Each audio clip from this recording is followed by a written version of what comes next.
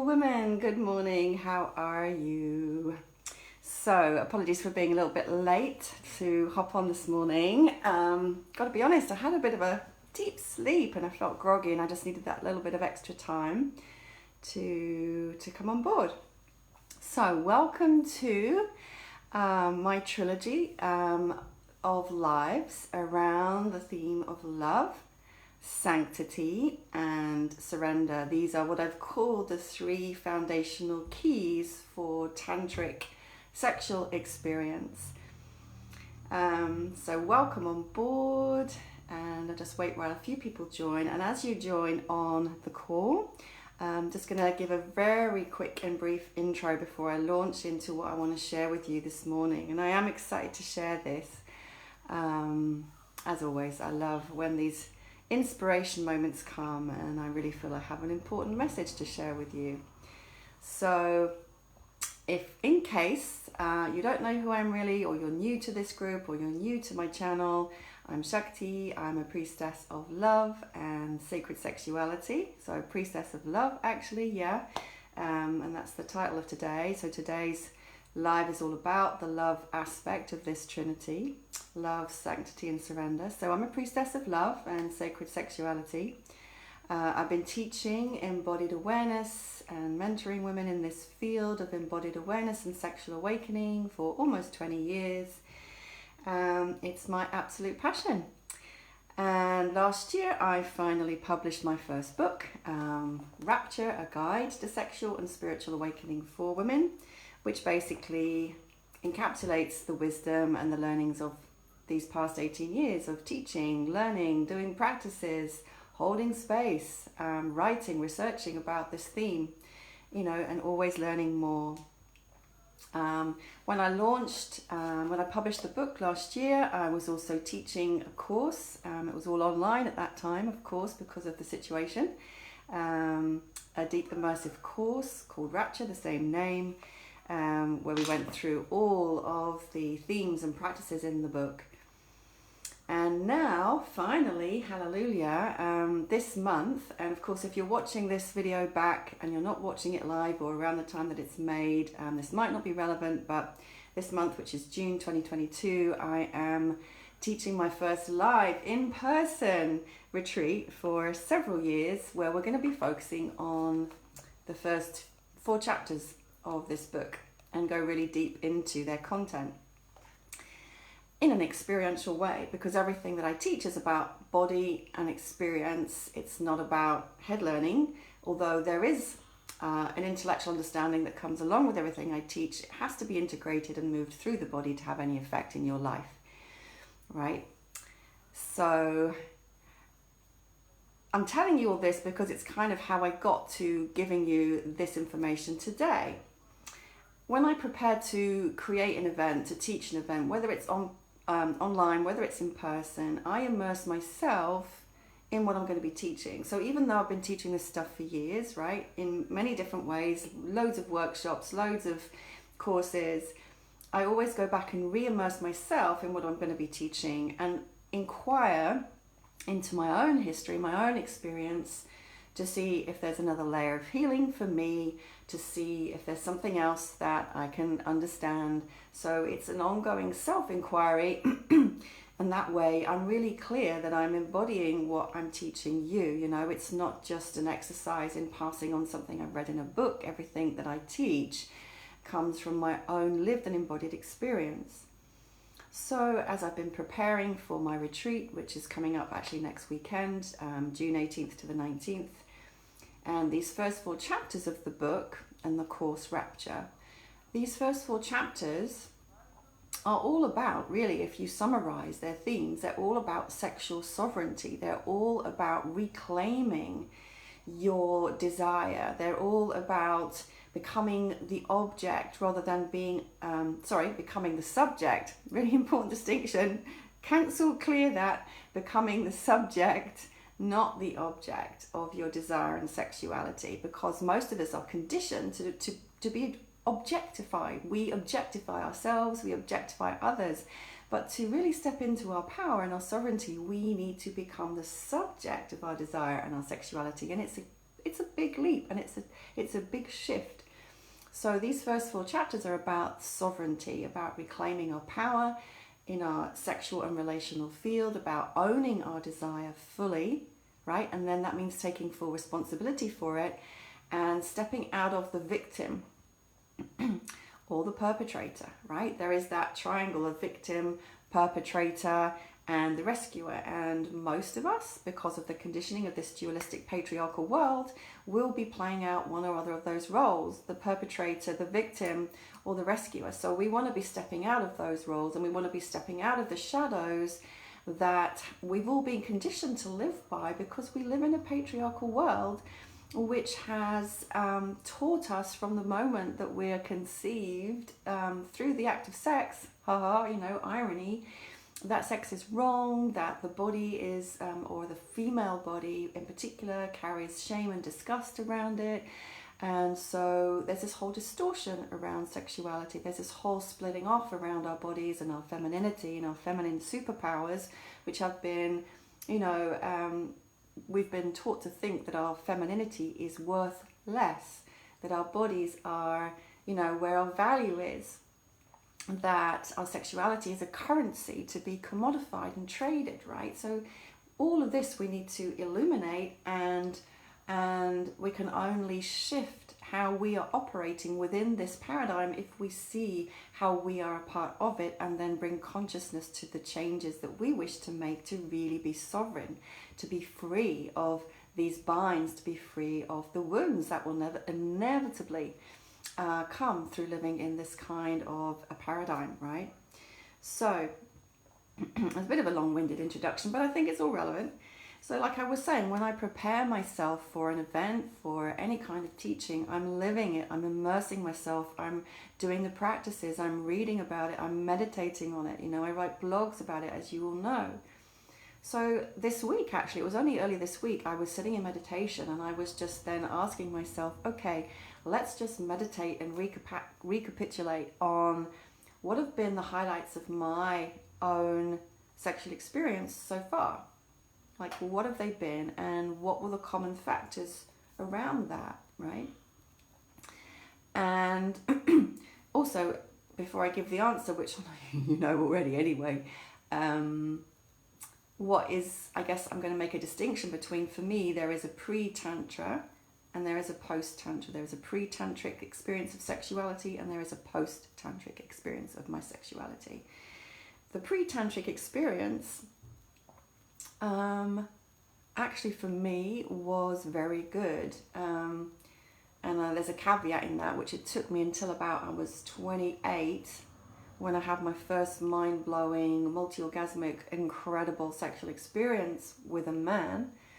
The first 3 people I slept with was pretty boring, really, if I'm honest.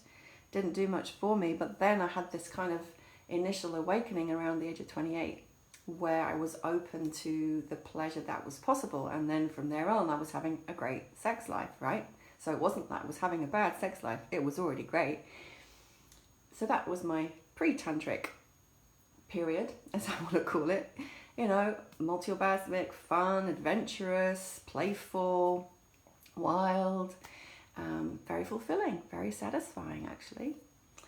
But then I discovered Tantra, and I was already in my 40s then, and that just shifted my experience of everything. And there's really just like, they're on completely different levels. So that immediately shifted me into this whole new realm of pleasure and ecstasy and bliss, and a spiritual, like sex as spiritual, which I hadn't really known before, which felt so much more satisfying and so much more fulfilling and so powerful, in a way I couldn't have imagined from where I'd been before, because it would have been hard to imagine something not having experienced. So I had to experience it to know it was possible. So when I'm talking now in the sharing today, in the next 2 days, I'm going to be talking about the post-tantric experience, not the pre-tantric experience. Although I may refer back to some of the pre-tantric times.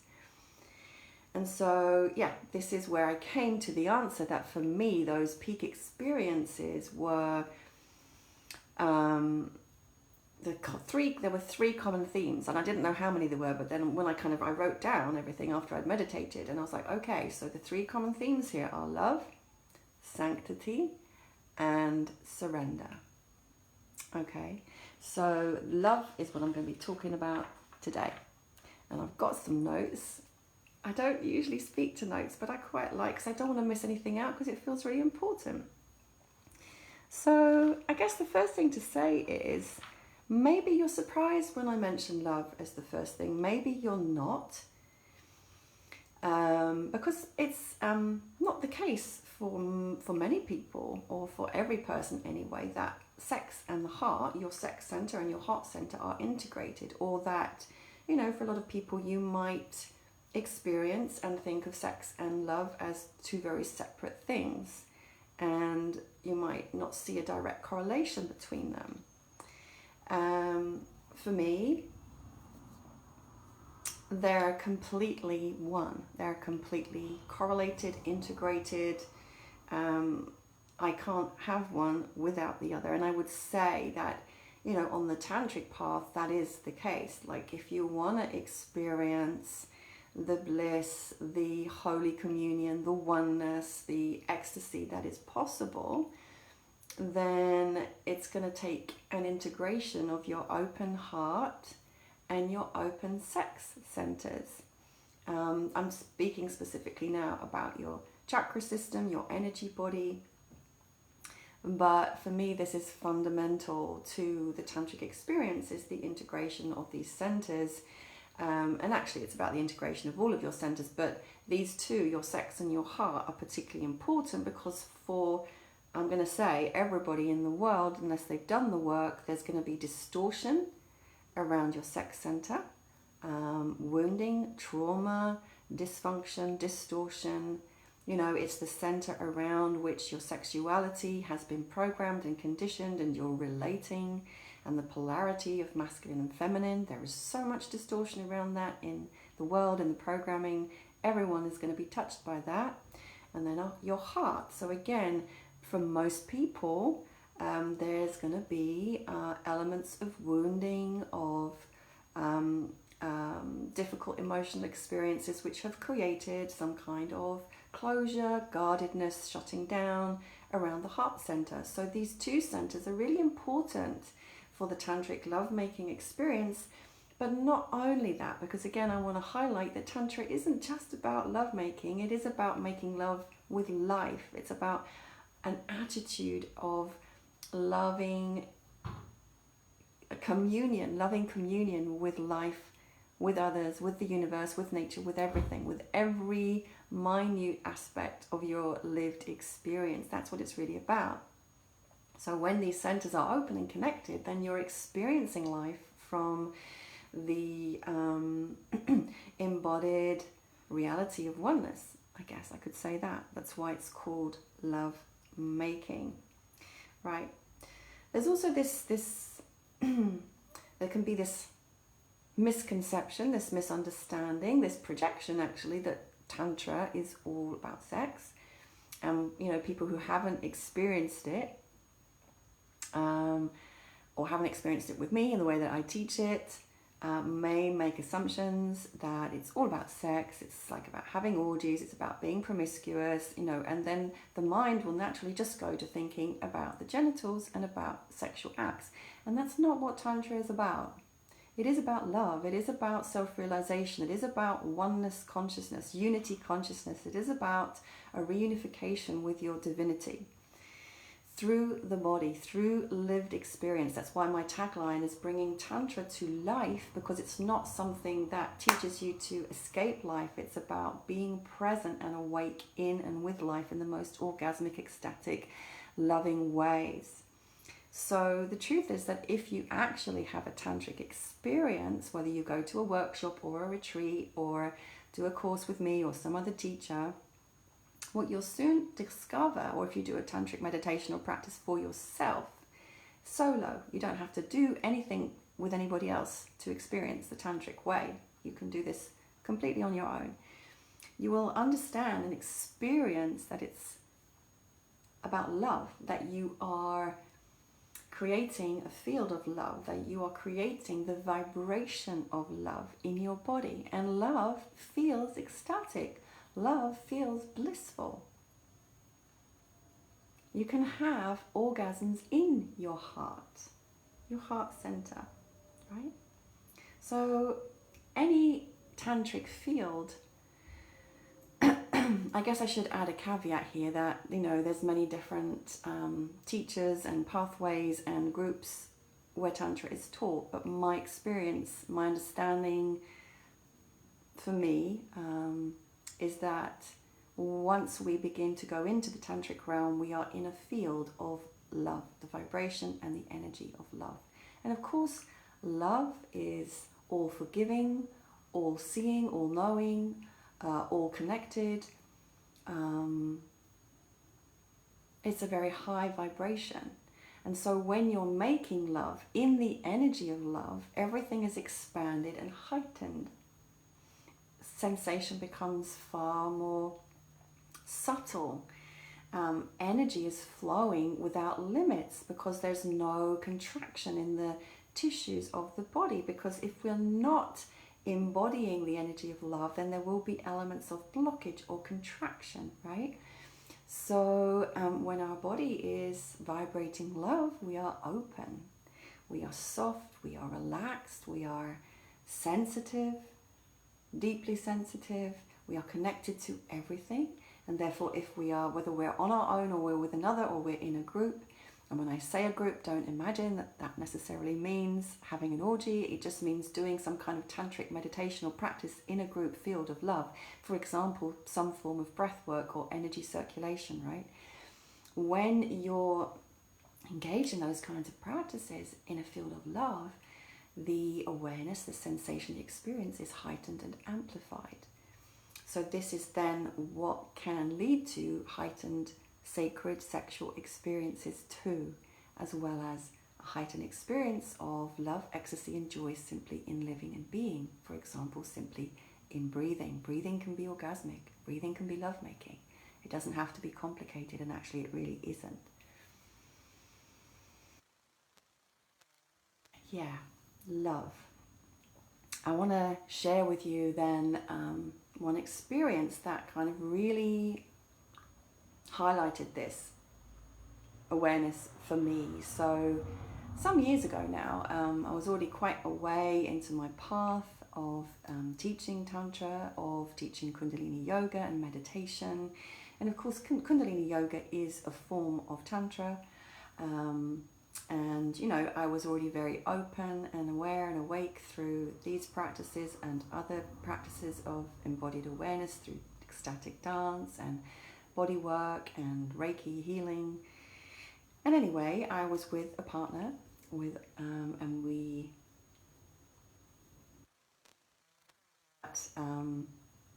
our lovemaking is probably one of the most profound experiences that I've ever had in my life of communion, of timeless, eternal lovemaking over hours. Without having that intention. There was no intention set of like, oh yeah, let's see how long we can make love for, but it just was what organically happened, of literally losing the distinction between me and him, of profound waves of orgasmicness in all kinds of ways, through the body, between us, within us, of actually being able to sense the other in our own bodies. There were other things, but yeah, one of the most profound experiences sexually I've ever had in my life. And a friend said to me, so what does it take to make sex tantric? She asked me that at this time. And because I was with him and having this experience, I thought about it and I said, well, you know, really, people talk about all these techniques that you can do and all these practices that you can do. And of course, I'd been doing them and I was doing them for myself. I wasn't doing any of these practices with him, apart from one Kundalini meditation practice, chanting a mantra. We chanted a mantra together, but that will come, I'll mention that tomorrow. But really, he had no training in yoga. He had no training in Tantra at all.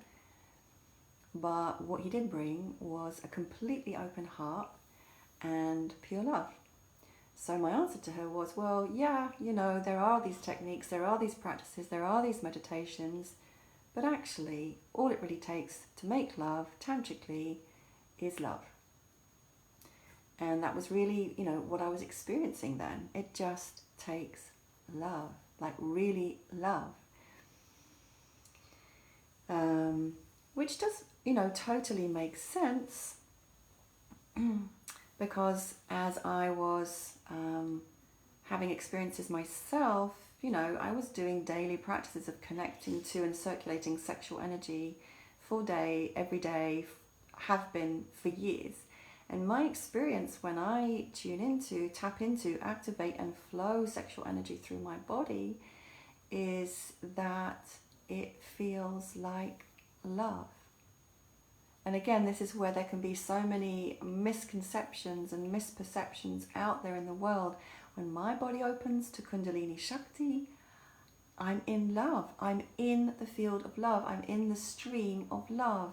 I'm experiencing my whole body lit up by love. Sexual energy for me is love consciousness. And in fact, I'm just, a reference is coming to my mind as I'm speaking now. There are two really amazing books written by a channel called Mercedes Kirkel, Kirkel. She channels Mary Magdalene. Mary Magdalene, very dear to my heart, and she is the lineage in which I initiated as a priestess is basically the lineage of Magdalene. So she wrote two books which were channeled the words of Mary Magdalene. The first book is called, oh gosh, I can't remember the whole title now, but it's the subtitle is it's about the path of love, entering the river of love. And in this book, Mary Magdalene talks all about the three key gifts of the feminine, which are emotions, body, and sensuality and sexuality. And these are part of her river of love. And for you as a woman to embody and remember the gifts of your body, your emotions, and your sexuality is to step into the divine feminine river of love. That is what I experience. Sexual energy as love. And yes, of course, when it's moving in my sacral center, it's arousing. It feels great. When it continues to move through my body, the sensation changes and is different, but it's like the essence of love. Okay, so I spoke about the experience that I had with this one particular partner lover, how profound it was, and I want to give another example of how simple and profound this can be, the love energy. So another experience about five years ago, I think. I do lose track of the time. And I was teaching at a retreat center in Greece. And I had the blessing to become a participant in somebody else's course for a couple of days, which was all about authentic relating. And these were people who were experts in authentic relating, but they also had some tantric background. So we spent some time as a group sitting in meditation and gradually over the course of 2 days becoming more and more authentic in the way that we were showing up, without layers, without masks, just really radically honest and authentic. After meditating in the group for 10, 15, 20 minutes, I don't know, our hearts were already open, through the practices of meditation and authentic relating. We weren't doing explicitly tantric things. Then we were invited to go and step out into the beautiful gardens just outside the space, the workshop space, and to find a natural object and to just engage with it. Just to basically follow where our feet wanted to go in the garden, stop when our feet wanted to stop, and gaze and look and commune with whatever our eyes beheld. I happened to stop right by a tree, like I walked, and I was just really tuning in to where I was guided to go. I stopped and I was underneath a tree, and I looked up into the leaves of this tree, and I was overwhelmed with the realization that this tree was pure love, and this tree was exuding light and love, constantly emitting love. And I'd never been aware of this before, and I felt it deeply in my heart and in my whole body, and I became tearful. And it was a spiritual experience of communion, understanding that nature, of course, which is a manifestation of Shakti, of the divine feminine, is love, is radiating love all the time. But how I'd been shut off to this realization because of like being so busy and rushing through life, and my heart, you know, being closed down. Not that I would say my heart is a closed heart, but like, of course, through life and through the day, we open and close here. We're not kind of constantly going through life like this. So that's just another experience I wanted to mention. So having said that, then, why isn't this the experience that most people are having? Why? Yeah, why? So knowing that this is possible, and knowing that what I'm describing to you is actually, again, just kind of touching upon the smallest of possibilities. Like, I know that this capacity for love, for loving communion with the world, for loving communion with another human being, is capable of infinite expansion. There is no limit. There's no limit. So why aren't we all experiencing life and love making in this way? Well, when it comes to sex, for example, most people are, I'm talking in generalizations now, so, you know, it is going to be a generalization, but it's also based on life experience. Making love from lust rather than love. Making love or having sex to take or to get something as an exchange. Not really from the heart, I would say. Making love, having sex in very conditioned ways, conditioned by the cultural, social, family, religious, patriarchal programming of separation, of sin, of feminine weakness or worthlessness, of competition, of shame, of fear, of shutting down. People are in their minds, not in their bodies and their hearts, or their sex centers are not integrated. And for most people on the planet, not for everybody, but for most people, their hearts are guarded, shielded, wounded, closed, to a lesser degree.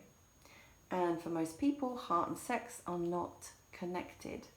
Maybe the heart is open, but the sex is closed. Maybe the sex is wide open, but the heart is closed. And then to have both open and both connected and energy flowing freely between the two, quite rare, right? But that's what actually Tantra is all about, is re-establishing the opening and the connection. I would also say, this again is a generalization, but I would say from my own experience and work that the tendency for closed heart is more common in men, and the tendency for closed sex is more common in women. Of course, it could be completely different for you, but that's just a great generalization. That goes hand in hand, though, with my learning, awareness and observation that for most women, sex starts at the heart and expands to the sex and the rest of the body, and for men, sex starts at the sex and expands to the heart and the rest of the body.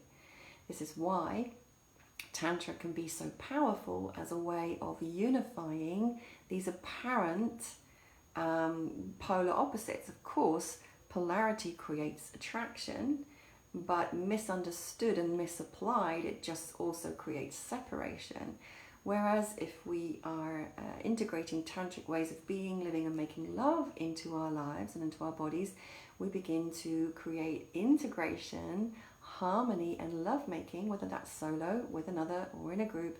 We're making love rather than reproducing the traumas, the wounds, passing on the karma from our ancestors by remaining unconscious in how we relate and have sex, and continuing to only operate from the sex center without an integrated energy and awareness that includes the heart, that includes the higher mind, the higher consciousness, right? So that's what Tantra is all about. It creates union between masculine and feminine, between sex and spirit, between sex and heart, between divine and human, between one and the other, between self and God.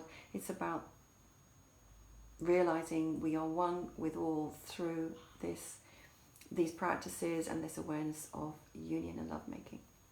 So we're not experiencing that, or a lot of us aren't experiencing that most of the time, because hearts are closed down, hearts have been broken.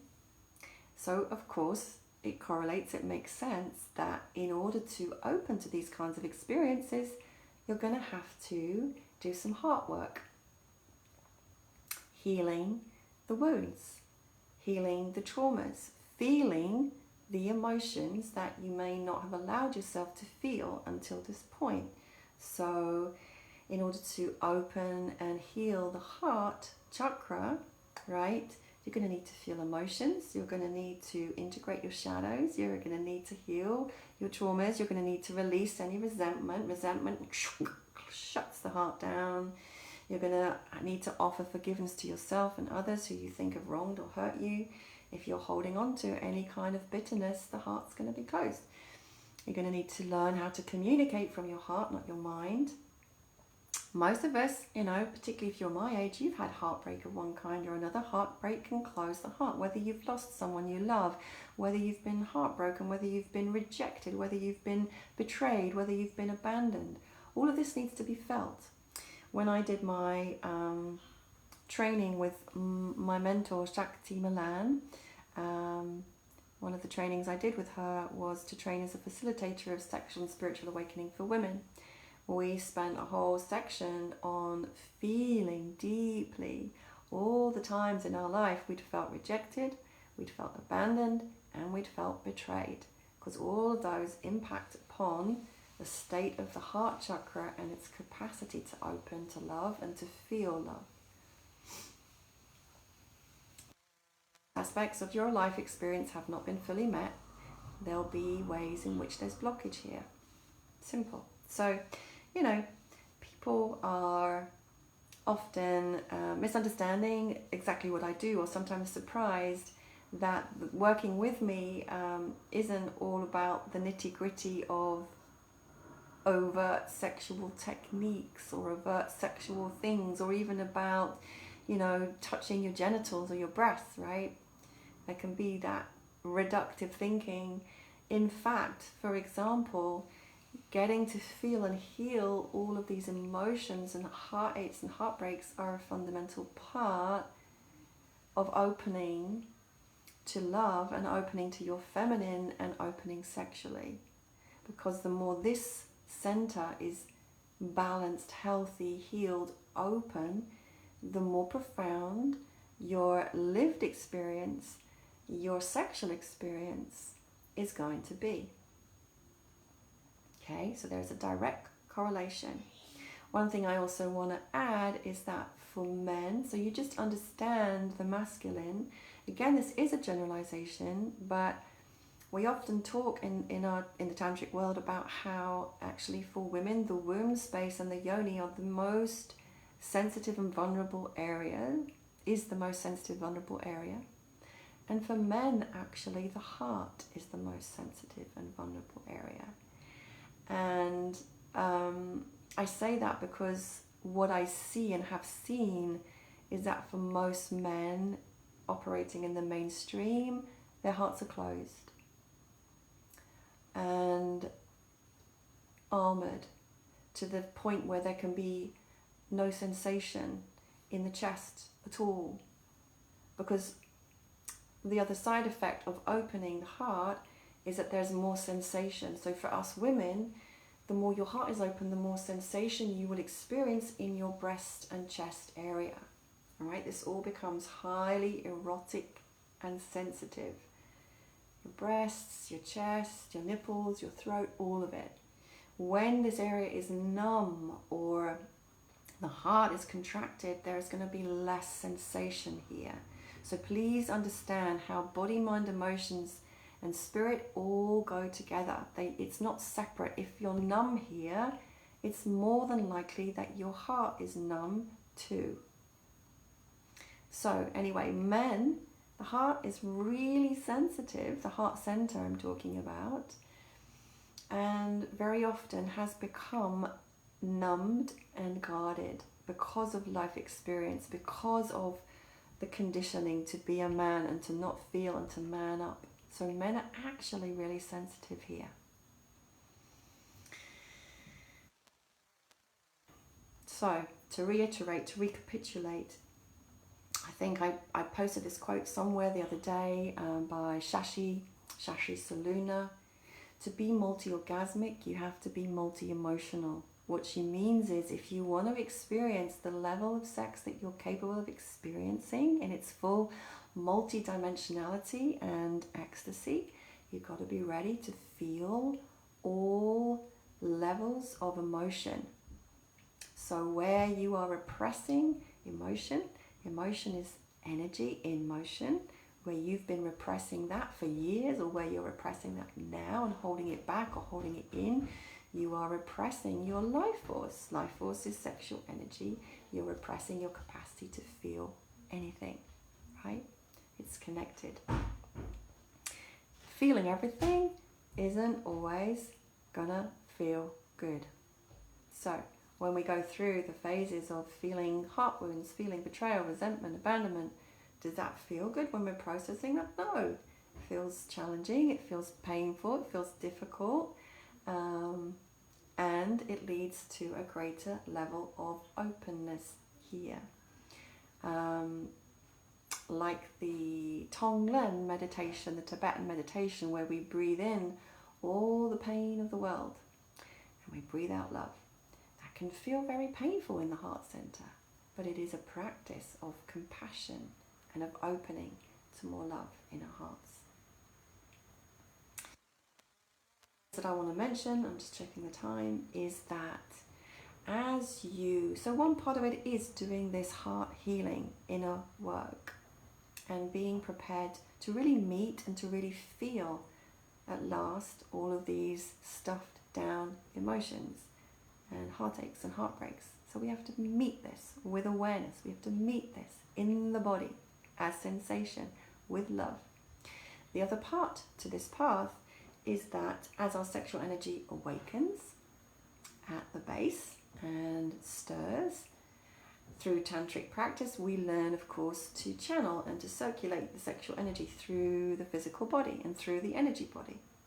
So, of course, as it awakens and stirs at the base and the root and the sacral center, it's going to feel yummy. It's going to feel sexual, sensual. You're going to be turned on.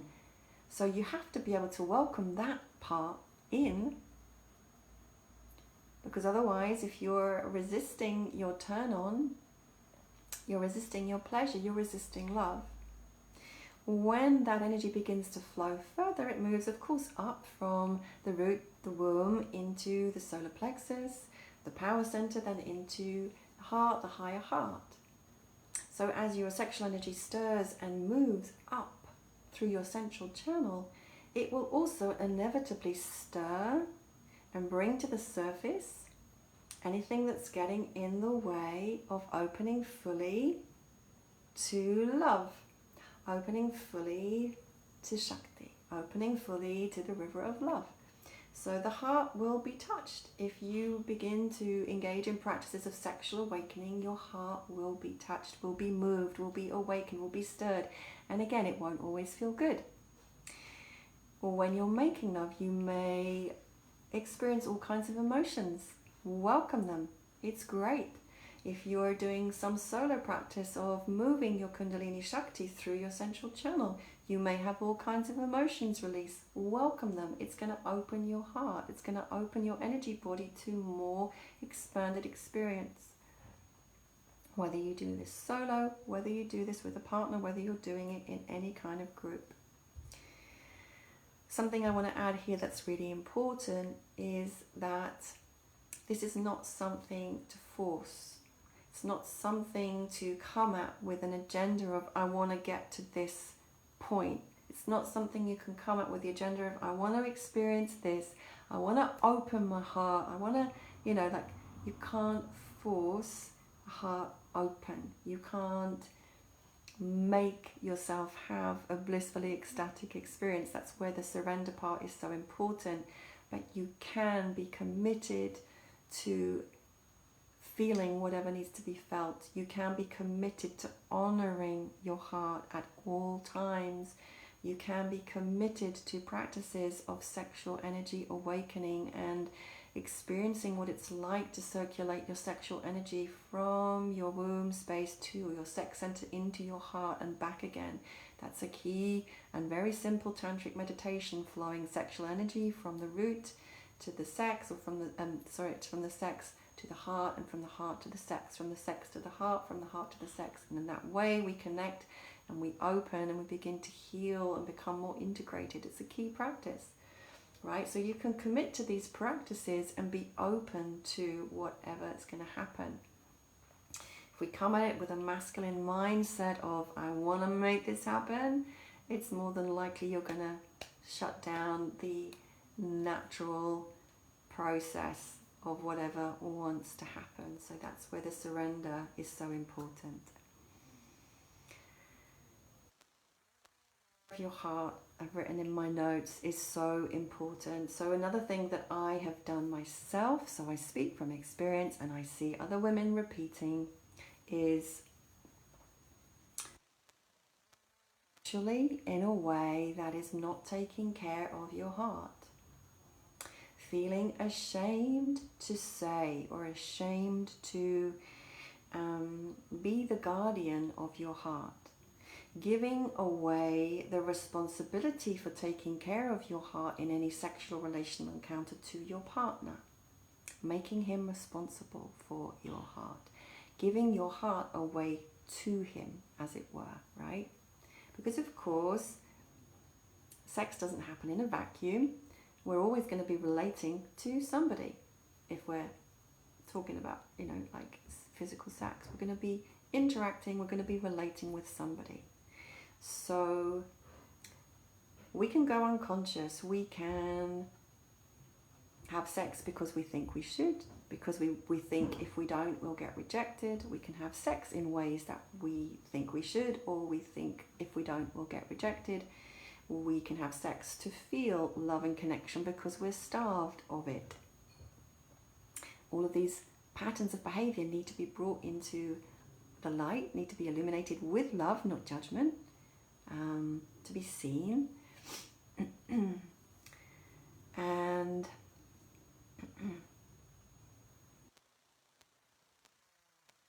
bring more awareness and more self-love into this, and more self-care into this, and to really begin to honor the heart, our heart, and the heart's needs in any kind of relational or sexual interaction, and be the one who is stepping up with her light and her sword to illuminate and to protect and to honor our heart space, being sure to claim for our heart space what is needed, what she needs, to give ourselves what is needed, to ask for what is needed.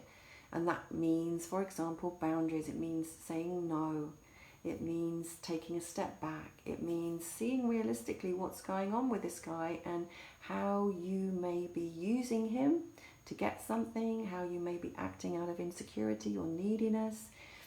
And as soon as those kinds of patterns are coming in, to bring love and awareness to them, but just notice what the likely trajectory of that kind of interaction is going to be, because sex might be a short-term high, but what is the toll on your heart going to be, right? So do not be ashamed to stand for your heart's needs. And from my experience personally, and again from working with women for so long, the heart needs safety. The heart needs trust. The heart needs integrity. The heart needs, what's the word I'm looking for? Constancy, right? These are some of the things that the heart needs to feel safe to open. And it's your responsibility to ensure that that is in place for you. You can't give that responsibility away to anybody else, however much you love them, however exciting it is. This is your responsibility. This is part of being sovereign as a sexual woman. It's taking care of your heart and taking care of your healing and bringing awareness to any of the wounds, the traumas and the dysfunctions around your heart, around your emotional body that may be affecting how you enter into sexual experiences, because it will be directly connected. Where there's a purity of love and exchange of love, are coming into union from a place of love for self first and foremost, and then with the other. Personally, I've come to the place where I simply cannot make love with somebody if I do not sincerely feel love for that person. I cannot. Just nothing flows. Because when I'm making love, when I'm having sex, for me that is the flow of love. It's love flowing through my hands, it's love flowing through my words, through my sounds, through my mouth, through my whole body, through my yoni. It's love. And if I'm not in the space of love, I cannot share that. I cannot give that from a place of pure lust. It just doesn't work. Let's see. Are there any questions? I don't know if I'll be able to see them. If you have any questions, just type them in, and if I see them, I will answer your questions. And if I don't see them, I can respond to them later. And we're going to conclude with a very short practice. There are so many practices that are really simple, but there are ways for you to begin to activate sex and heart as one, to flow sexual energy into the heart and back to the sex, to begin to heal and open this beautiful, sensitive, cosmic, divine area, which really is the source of all. You know, there's so many practices I could share with you, so many. And I just want to spend, let's see, 5 minutes sharing a practice with you now, which you can take, which you can take away and repeat for yourself. So just take a moment now to close your eyes and heart center. Be top. Yeah, my right hand wants to be top.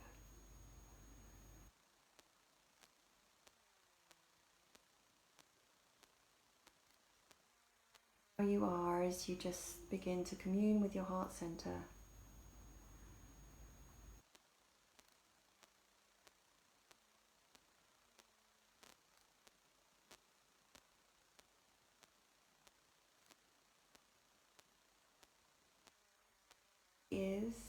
Notice what thoughts are going through your mind, if there are any, maybe they're not. Feel the ground beneath your body. Let your body settle and rest into the ground, resting through your root, through your bum, through your legs.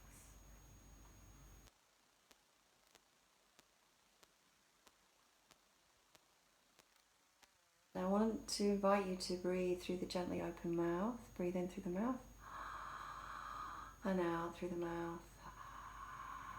Breathe in through the mouth and out through the mouth. And as you do that, imagine you're breathing in and out through your heart center. Soft, relaxed throat. And as you breathe out, add some sound. Let that sound vibrate in your heart center.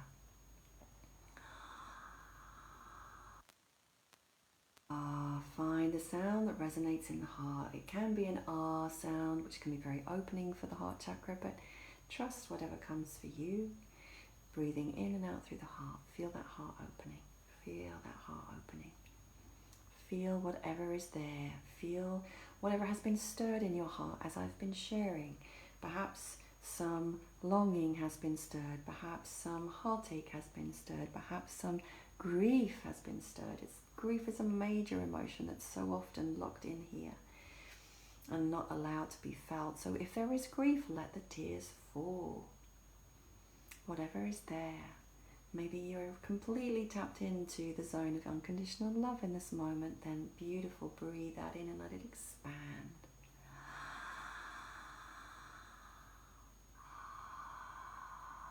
And now as you continue to breathe and sound for as long as you feel to, stop when you want to, take a break when you want to, keep going when you want to. I want you to imagine that in the very center of your heart there's a flame, a fire.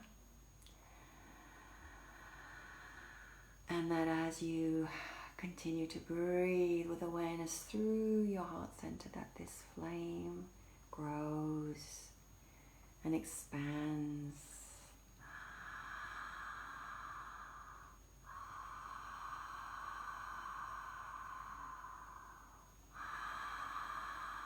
If you feel any resistance or any pain or discomfort in the heart center as we do this meditation, that's okay. Don't think you're wrong. Don't judge yourself. Welcome it. This is a part of the process. It is perfect. It is natural. It is welcome. Just continue to breathe, to give your breath, to give your awareness, and to visualize that flame at the center of your heart.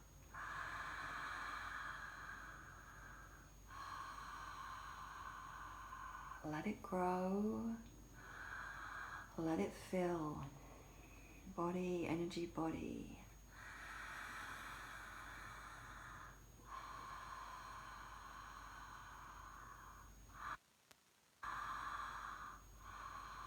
Sounding on the out breath if you feel to, sounds that connect you to your heart center, sounds that connect you to any emotion you may be feeling.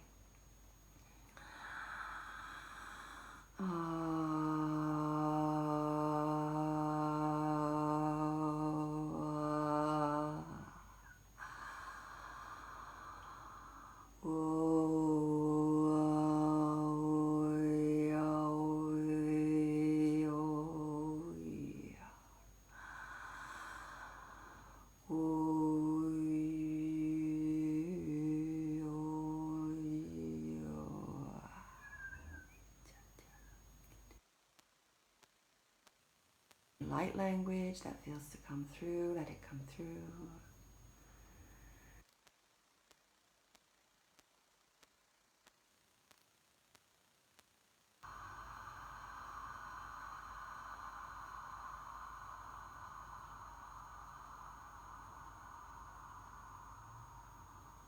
And we're just going to slowly release the hands from the front of the heart center, and we're going to breathe in and feel the chest open. Feel the chest and the heart open. Open your hands and your arms out to the sides, palms open, fingers spread. Exhale, bring your hands back to your heart and just gently the shoulders just a little bit, rounding the back just a little bit, just bringing the hands in the heart, closing the hands over the heart space, just coming right in, eyes closed. Take that into yourself and then open again. Open and close. Take your time, go at your own pace. Open. As you open, open hands, open heart, open throat, open eyes. Take in the space. As you close the hands, we're not closing the heart, we're just drawing this energy back in. Close your eyes, rest your hands over your heart. Pause for a moment right there in the core of your heart space with yourself, and then open again. Feel the opening, the chest space, the heart space. Drawing that energy in, love to you. Open heart to the world, open heart to life. Closing back in, the hands over the heart, taking it in, back to you. Keep going.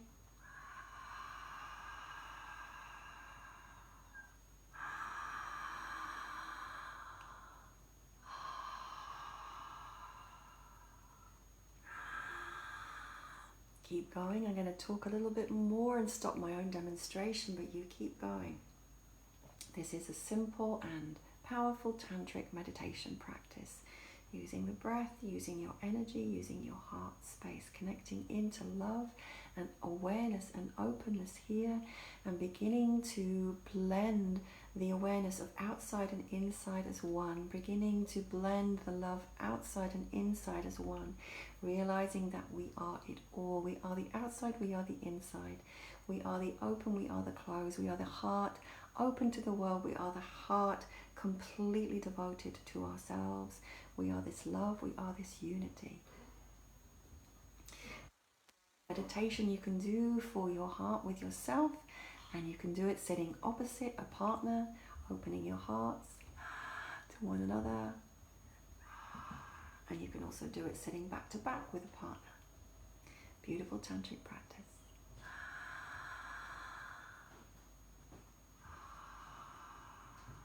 And after this one,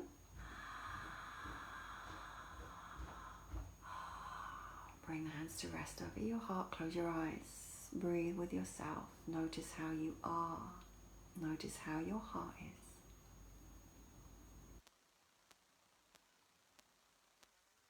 Feel love. Let love bless you. Let love fill you. Let love expand from the heart to the throat, to the head, to the third eye. Let love expand from the heart to the belly, to the sex center, to the root. Let the whole body, being, energy field be completely lit up with the power of love, with the energy of love, infinite divine love, which is what we are.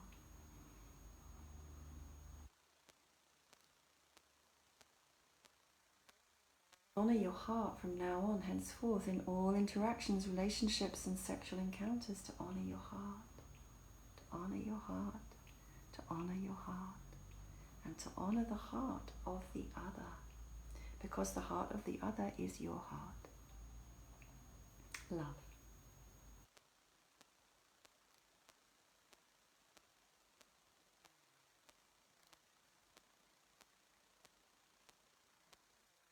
Transitioning breaths now, breathing in through the nose and out through the mouth. In through the nose and out through the mouth. Last time, in through the nose and out through the mouth, softly opening the eyes, stretching the body.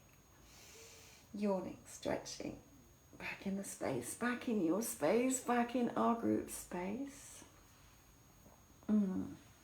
Thank you, beautiful ladies, for joining me in this live and in this practice.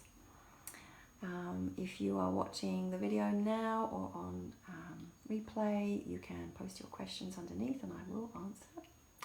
If you want to know more about the Sovereign Sexual Woman Retreat, June 18th to the 19th, 2022, reach out for the information and or I'll post it below. If you want to know about working with me one-on-one, again, just reach out. You know how to find me. Lots of love to you, blessings on your day, and tomorrow's sharing will be on Sanctity.